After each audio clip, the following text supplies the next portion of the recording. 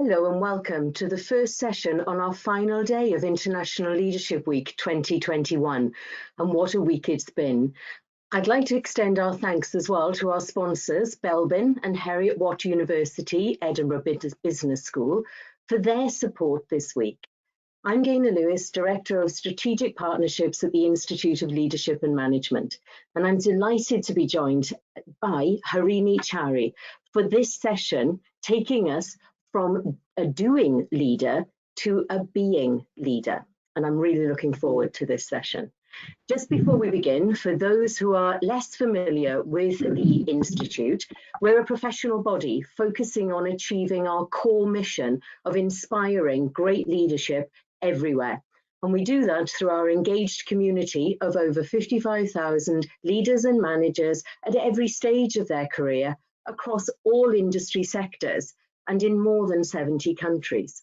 So turning our attention to this session to Singapore, it gives me great pleasure to introduce Harini, a brand strategist by education, a leadership coach by profession, and a people developer by her passion. She'll be drawing on her experience to outline for us how we can do just that, move from being that doing leader to a being leader. Please do share any questions in the chat box on the panel on the right-hand side of your screen as we go through the presentation, and we'll address as many of these as possible at the end, as well as engaging with social media through the hashtag ILW21 and join us on the hub. So without any further ado, over to you, Harini. Thank you very much, Gaynor. Appreciate it. Good morning, good afternoon, depending on wherever you are, from whichever part of the world. It's very much good evening for me here. Thank you all so much for first taking the time to be here. It's a pleasure to be back at ILW, and I look forward to the session and the interactions that we're going to have in the next half hour. So today we're going to begin with this question. Right? Are you being anxious? Are you being present? Are you being creative? Are you being an effective leader? Is it just being an effective leader, or are you doing leadership, right? There's a big difference between the two. And as much as it may seem initially as just a play on words, just that, very change, very swap of words from doing to being could result in a whole new level of accountability. So today, what we're actually going to be putting the spotlight on is how can we focus on being a leader and not just doing leadership. And I guess it becomes all the more relevant today because we've seen so many different leadership styles over the years, right? I mean, we've seen leadership based on values and traits and personalities. And in the world that we live in today, which isn't that healthy on so many different levels, we need a reinvented leadership style that works for today's, world that we live in. And for that, I want us to try putting the focus on this kind of a leadership, which stems from a deeper spiritual understanding of the self, right? Before we get deeper into the doing and being, why do we do this? We go and pay a whole lot of money for a cup of Starbucks as compared to the coffee that we'd get at the corner store. And many times that corner store coffee is a lot better than the Starbucks, right? And the reason we do this is obviously not just for the coffee, right? It is about the experience that we're getting out of Starbucks, right? It's about all of those aspects that Starbucks gives us in addition to that coffee that we are willing to pay that premium price, right? Now, the thing is, as we are all offering experiences, regardless of whether we're corporate brands or personal brands or leadership brands, it is still an experience that we are offering. And it is when a brand goes on to changing a customer's life, even a little bit, right? And makes it more efficient, more fun, more enhanced in any way, that's when a certain emotional connect starts to form between the brand and their audience. And it is that emotional connect that all of us are after ultimately, right? Leaders, great leaders, go in for that emotional bonding. They know that leadership is about people. And then through that emotional bond, they nurture, empower, harness from their teams so that they can kind of, use it to manifest their own visions, right? But this brand experience comes with so many different touch points. It's not just one aspect that contributes to the brand experience, right? It could be offline, it could be a face-to-face, it could be something on print. There are so many different touch points that we are offering our audience every day, every moment. And those touch points need to be aligned. They need to be in sync, right? It can't be that we are saying something online and it's a completely different experience offline, right? It has to be in alignment. And as we are working towards infusing who we really are into those touch points, we need to first ask this question of what are the after effects of me? What is that end state of me? What do I leave people thinking and feeling about me? And then working backwards to see whether that aligns with what stems from how I am actually being, right? Because it's not just about what others are taking away from an interaction. And if we are being inauthentic about it, it's obviously not going to be in sync with our true being, right? So asking that final end state question and then working backwards to see how it all aligns. Thich Nhat Hanh, your revered, well-known Zen master, he was once asked by this lady, why do you spend so much time in the garden? You're pulling out weeds, you're planting, you're cleaning.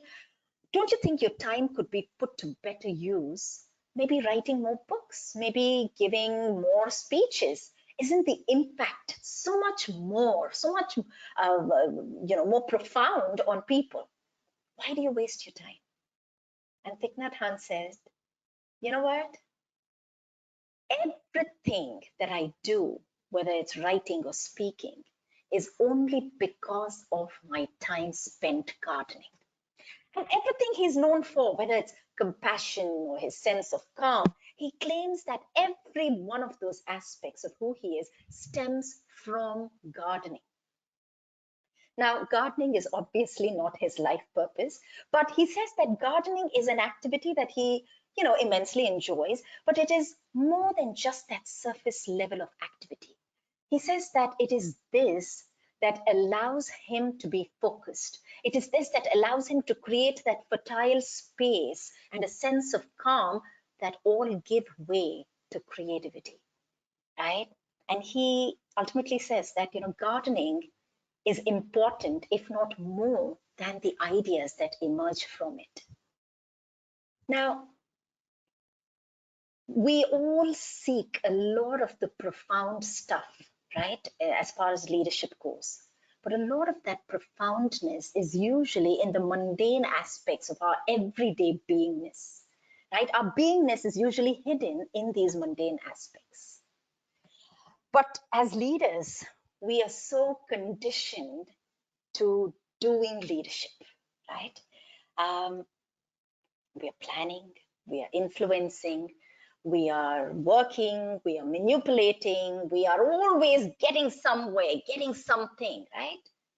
And we forget the simplest, most obvious aspect, which is to be here, in this body, in this moment, in the now, right?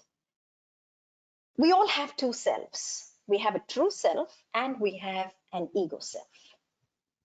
And many a time we have kind of pushed this true self all the way down and buried it with so much of the ego voice, with all of this doing, so much so that true self is now but just that tiny little whisper. And sometimes not even that, right? We've kind of pushed it down. And in that process, we just miss out on being here. We just miss out on who we really are. And in that process, we happen to kind of, live only in the fringes of reality. But the thing is, I don't want you to get me wrong here. I'm not against doing, right? In fact, doing is great. It gets the shopping done. It gets a whole lot of tasks done, right? Doing is all nice until, we start just doing so much and lose access to that inner compass, to that inner intuition, inner guidance, right? And the worry is when we start doing out of routine, out of habit, rather than conscious choice. The thing is, all of our doing stems from our state of being, right? It's a direct relation. I can't do happiness, right? I can be happy, and then I can do certain activities that I associate with happiness. It's the same thing with leadership. I could, want to be respected, and hence I will first need to respect and be respectful of others, right? Take, for example, two people going into a meeting, two leaders going into a meeting. One person goes into the meeting from a doing mode, right? And that doing mode is going to get him through the meeting for the sake of it, because maybe it is a part of his, just his duties. Maybe it's going to result in one of his KPIs, whatever it is very much from, look at me, I'm proving myself and I'm going to this meeting, right? For the sake of it. And then there is this other leader who goes into the meeting, not from a doing mode, but from a being mode. He goes in aiming to be a trusted advisor, right? Now, all of the doing that is going to come from before and after that sense of being is going to be very different to the other leader's actions. The way he's going to prepare for the meeting, the way he would probably come up with a proposal, even the actual conversation with the client is going to take on a very different flavor, because he wants to be somebody else rather than just attend the meeting, right? It's the same with managers and leaders, right? Managers are managing the organization's resources. Leaders, on the other hand, are being effective in terms of nurturing and empowering the next set of people who could pretty much replace him, right? So there is a big difference in all of the doing that stems from our state of being. Now, these are all leaders who are not just known for their leadership, but they're also great examples of leadership brands. They're great examples of, they're good souls, right? And we know this, And these are people who have harnessed an invisible inner, being of legacy, right? And these leaders have kind of harnessed that to kind of manifest their visions. Call it spirit, call it presence, call it essence, call it source, call it whatever you want, right? But it is that vital source that is behind a leader of this caliber's words, actions, behaviors, thoughts, right? Everything. And these leaders understand it, they leverage it, they listen to that inner small little voice. As a young lawyer, Mahatma Gandhi, his anger almost destroyed him because he saw injustice. He felt it to be absolutely intolerable. But just imagine if he had jumped into a state of doing from that point, I think history would have been very different, right? But he didn't. he took a pause and he traveled the length and breadth of India. He drew inspiration from outside and guidance from inside. And what did he do finally was harness all of that to manifest his true vision towards freedom using nonviolence. So the way he channeled all of that anger into nonviolence has to come from a sense of being. And it's the same with our vision, our purpose, our values, all of those profound aspects that we usually seek, right? It cannot just be crafted through intellect. It has to come from a deeper place. And it is that deeper place, inner voice, which allows for us to get into us being authentic, being transparent, or being purposeful. It could be a small little nudge, or it could be a big little shove, whatever it is, that's what allows us to even experience all of this. And when I say authenticity, I mean, going beyond the dictionary word, and I know that word has been done to death these days, but it isn't just about claiming authenticity. It is about showing it. It is about tangibly demonstrating it, right? And as a coach, many a time, my clients tell me, oh, one of my differentiators are that I am authentic. I mean, we all are authentic because that's the only way we know to be, right? But the thing is, what are you drawing from that beingness that people can feel as something that you are genuine about? Is it a value? Is it a skill? Is it a trait? Whatever it is, you need to go a little deeper to understand what is coming out in terms of authenticity. And when we're talking about transparency, I'm not just talking about transparency in terms of telling everybody everything about you, but this is more about opening yourself up to judgment, sharing a vulnerability that is relevant, right? Satya Nadella comes to mind, CEO of Microsoft.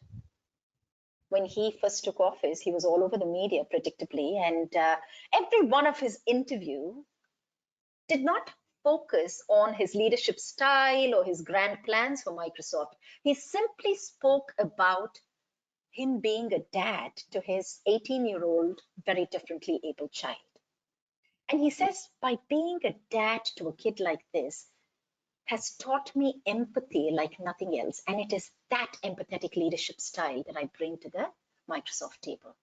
Right? Now, he had to dig that from a deeper sense of being, maybe while interacting with his child.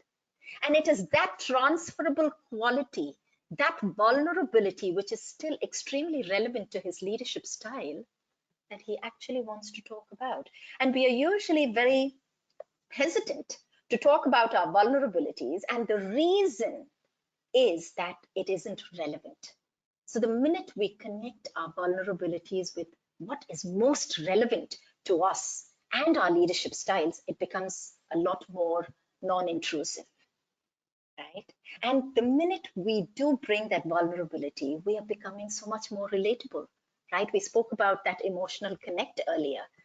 This allows more for that emotional connect.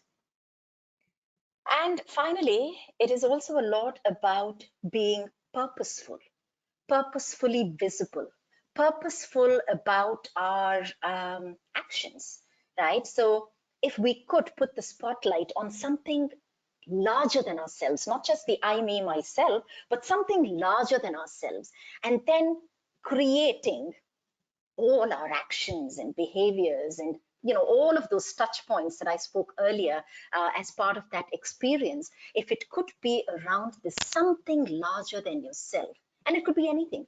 It could be your advocacy for the environment. It could be your deep passion for digital marketing. It could be something around serving a particular section of the audience. It doesn't matter. It could even be a combination of niche intersections. And as you are putting the spotlight on this something larger than yourself, it does become so much more purposeful and sustainable also. Right. Now, we all have that inner voice, and many a time we need to first think about how we are in rapport with ourselves before we can even expect to be in rapport with others, right? We all know the power of rapport. We all know the power of disconnect. But what kind of an emotional energy are we first bringing to the table so that we can hope to impart some of that to our audience, right? And when it comes to rapport with the self, it isn't just about an outward pleasing of others, right? But this is a deeper knowing and not just awareness, but accepting of oneself at a level that resonates so deeply, right? And this sole purpose, this understanding of oneself is what morphs into vision and culture and values and strategy and action, right? Another way of kind of going a little deeper into understanding our beingness is to listen into those whispers, right? For some of us it could be a loud voice if we are truly in touch with our authentic selves, but for some others it's just a tiny little whisper. So pause, right? Pause and listen in, and I promise your intuition is very much a muscle, like say grit or resilience, right? You have to put it in action, you have to practice it, right? And it can be developed, because that little voice, it knows what's best for you. It knows how to change and harness your quirks and your strengths and your values and all of this, and make it work even when the rest of the world thinks and believes it cannot work, right? It knows what you need to be, right? So next time, watch yourself. Say, for example, when you are accepting an offer that is so true and perfect on paper, but something inside doesn't resonate. Watch yourself, catch yourself, listen in, see how you're feeling. The next time you say yes to having coffee with a friend when you have so much on your plate and when you would rather just, sit and read or go for a walk, watch yourself. Right? These are the times those quiet little whispers are trying to tell us something, right? Now, most times we all hear it, right? We know it's there. And as Steve Jobs has always said, intuition is so much more powerful than intellect, right? We just need to have the courage to follow it, right? And for us to, also watch what kind of patterns are coming up as we are being. You could be washing the dishes, but you could be washing the dishes in your own style and manner, in that sense of being. You may have a certain way of organizing, the spoons and the plates. Now, the thing is, as you're watching yourself being, you also realize that this is a critical transferable trait that you will also be bringing to the work table and beyond. So look out for those patterns, right? Well, we all have, practiced so hard at doing stuff, right? We are so adept at it. We don't need anybody to tell us how well to do stuff. What we really need to do now is to practice stopping, practice pausing.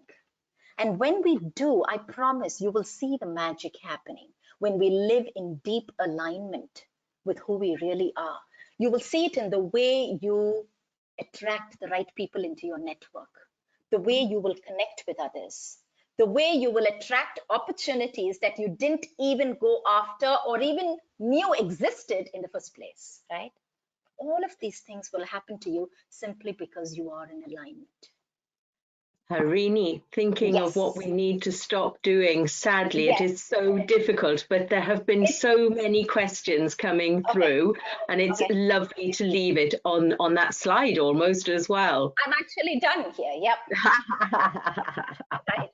The people will forget what. Topic. Yeah, it's a vast topic, and I don't know if I've done it justice in 20 minutes, but yes, I'd love to answer questions. You have given us plenty of food for thought, for sure, and generated and stimulated a whole range of questions. So let's just at least start to address some, and we can take the conversation over to our hub as well.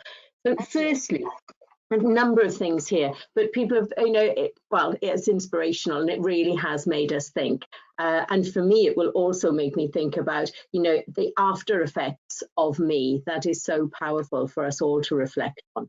But how do we manage that blend of the personal and the professional changes that we all make in order to remain authentic? How do we manage that blend? Yeah, a valid question and very important, particularly in the world that we live in today, where we don't really have a personal or a professional life, right? It's such a blend of the two. It used to be a gray area before the pandemic, and now I don't even know if we can call it a gray area, right? And simply because of that, we do not have a personal self and a professional self. We do not have a personal brand and a professional brand. We have but one self, one brand, and the core of that being does not change regardless of situation, regardless of audience, regardless of culture.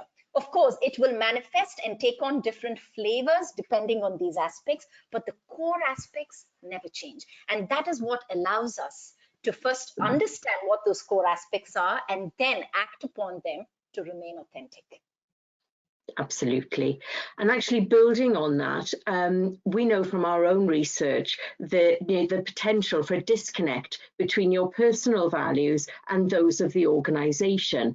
How can leaders best ensure that their values are aligned to that of their organization? Right. I love that question because we go into an organization assuming that our values are in sync with the organization's vision or mission, and many time it is rarely that obvious or visible, right? We're going to have to do some work there to find the alignment, right? So you can't just say, oh, okay, my values aren't aligned with the company's vision, so this isn't the right organization, right? It's obviously not that easy a decision. You're going to have to see what aspects of your values could be in sync with something hidden in the organization. It could be the client that the organization is working with. It could be the CSR, right? And something about the CSR could be aligned back with something that you truly believe in, right? It could be a particular leader's style of leadership, right? It could be the culture, and it may not be any one of those visions or missions that the organization has listed out, as part of what they stand for. So it is up to us to make sure that we find that alignment. Now, if you are unable to find any alignment with the organization, right, on any level, that's when you start thinking about, okay, is there nothing that resonates with me and the organization? And then you may want to maybe even consider the possibility of change. But until then, no, we keep trying, because the fact that we have even accepted it, and hopefully that acceptance has come from a state of being and not just because the job offer was perfect in terms of checking off a few boxes. Absolutely. And the mention there of CSR, and it could be find that alignment in other places. So the corporate responsibility, if you like, the other features of the organization. Just very quickly to look at, are there implications for this for different cultures? Is this model appropriate for some cultures, but not for others? Just wonder your thoughts there. That's a great question as well. And as someone who has lived in Scandinavia, I was asked this question very directly, because in Finland, it's never about the I, me, myself. And I'm seeing a different version of that in Southeast Asia as well, right? So yes, in many cultures, it isn't the focus on the I, me, myself. And the only thing I tell clients from those cultures is that, it doesn't have to be. And that's why putting the spotlight on something larger than yourself is so much more sustainable. And that's what I meant by it being non-intrusive, because this could very easily be misconstrued as self-promotion. And again, all of that is very much driven by that, ego voice, right? So that's already a check Now, if we, for example, if we have to be on social media, right? And sometimes we have to. Why are you there on social media? Is it just for promotion? Is it just for advancing? Is it just to tell the world what you've done? Or is it because you want to lend your voice to amplify something? Is it to push the needle for something greater than just yourself or your organization? And that is what would be a good way, especially for cultures where it isn't about the self. Fantastic. And you know what? Your link to social media is perfect as well. Sadly, we have run to our time and I genuinely could listen to you, Harini. Thank you very much for coming back to us again for International Leadership Week 21. Really appreciate your support. But let's continue the conversation. So please do use social media, hashtag ILW21, and join us on the hub via our website, institutelm.com, and click on the hub. So we look forward to continuing the conversation during our final day of International Leadership Week. Thank you again, Harini. Thank you very much. It has been such a pleasure. And I look forward to continuing the conversation. Thank you.